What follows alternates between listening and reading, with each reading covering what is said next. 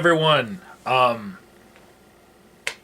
It's still a dry season. I'm still waiting for the first episode of this series of Doctor Who to come out, and I'm calling TARDIS Scanner, and my TARDIS Scanner will be from an Australian YouTube user named the Doctor Forever 57, and this is his unboxing of the 11th Doctor's TARDIS playset.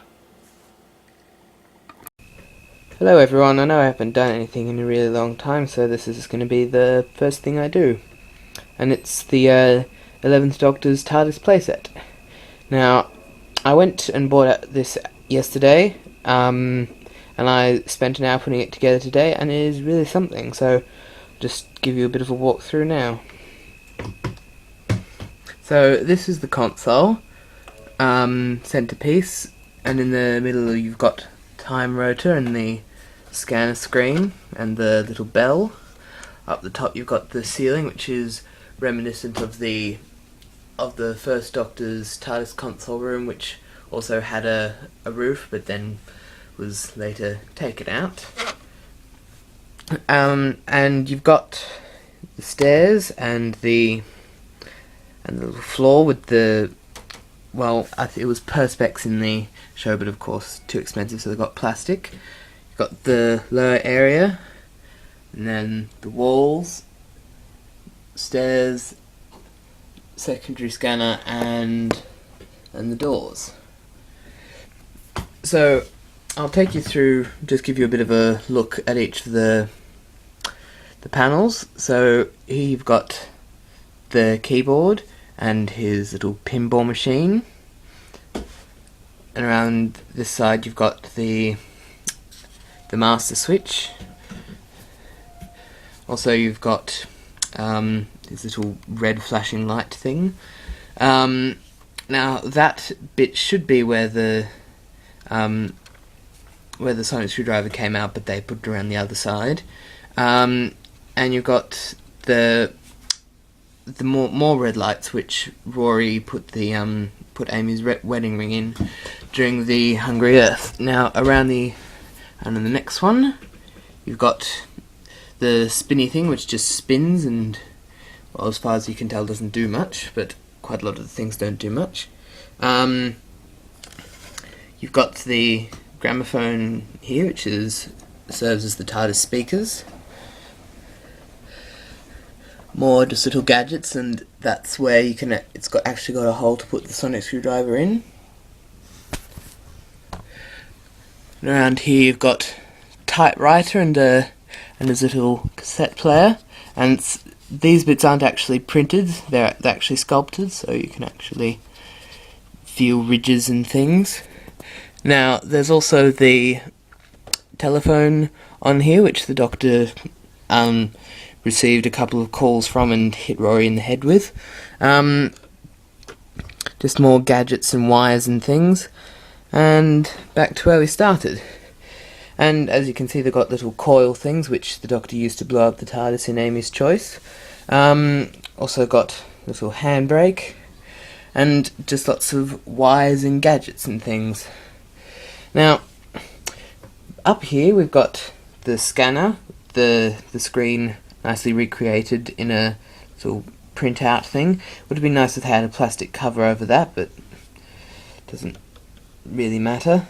You've got the little bell thing. It's another, again, just a little static piece, but the thing can actually turn, so that's quite useful.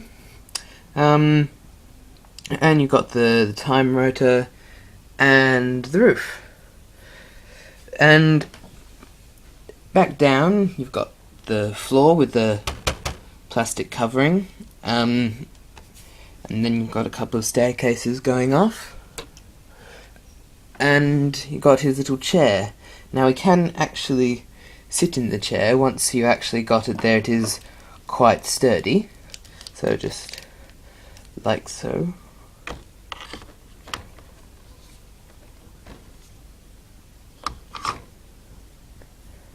Ta-da.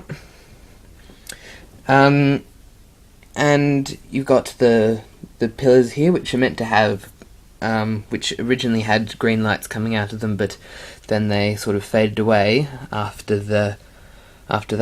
Now, there are meant to be railings on the sides here, but for some reason they didn't include them, possibly because these change from, like an extension of the floor to actual gold railings, like were in the season 14 wood panel TARDIS. The walls, these bits are actually moulded plastic, but the bits which actually go behind them are just printed cardboard, but they look fine, I think. The door, unfortunately, is also just printed cardboard, so it doesn't actually open, which is a shame, but if you really want to, you can always just cut along there, and you'll be able to open it out. Now, the staircases aren't screen accurate, but I actually like this design far more than what's actually on screen, and I love the one that's on screen, don't get me wrong. So I'll just take you down the staircases. So if you come out of the TARDIS, you can go down this staircase. It does get quite cramped. Go around and you're at the doors, but there's also another staircase which you can get to through there. Now, about here would be where the Doctor woke up at the end of the Big Bang, and then came up and saw Amy, you can't see that very well, and his past self, but of course the stairs weren't there either. Now, the actual walkway bit connect in between the staircases are just again printed cardboard.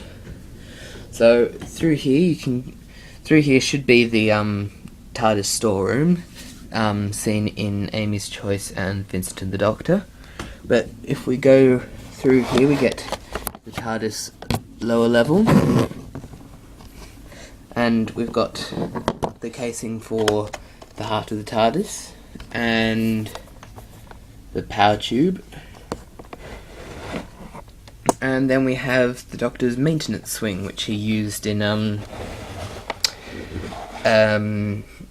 Vampires of Venice, and Amy was sitting in at the start of the Pandorica Opens.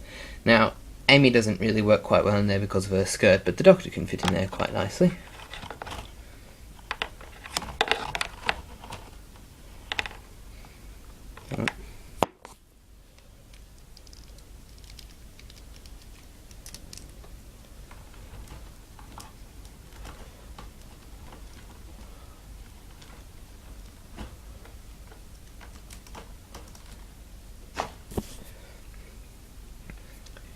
There you are. Now, I did have a little spanner sat here, so he can do his little maintenance work, but I was going to leave it there, but I took it off to take another picture. And then you go up these stairs, and then you're back up at the console room. And then there, past the seat, you've got, the seat can move, by the way, so you can put it in any position that you want. You can go up these stairs, though they are smaller than was actually in the show, but then that doesn't actually lead anywhere, it's just another bit of cardboard, but I'm sure you can make some illusion out of that. So that's the TARDIS, really. It's a great piece of design, and because space, of course, is an issue with making a large-scale playset as this, I think they've really done a good job with compromising and coming up with a good design of their own for it. Would have been nice, I think, if they could have filled in a bit of the hole round the back, and perhaps given some optional inserts for the secondary scanner over there, but it's fine. Unfortunately, there are no lights or moving parts apart from this, so it's not electronic in any way. Although if you have a green LED, which you can get from a lot of places, or just the sonic screwdriver, you can just put it in the top, and it will make a good light there, though lights would need to be turned off for it to look any good at all. So yeah, pretty good playset all round, and it does look rather good for displaying the figures. Well, see you soon.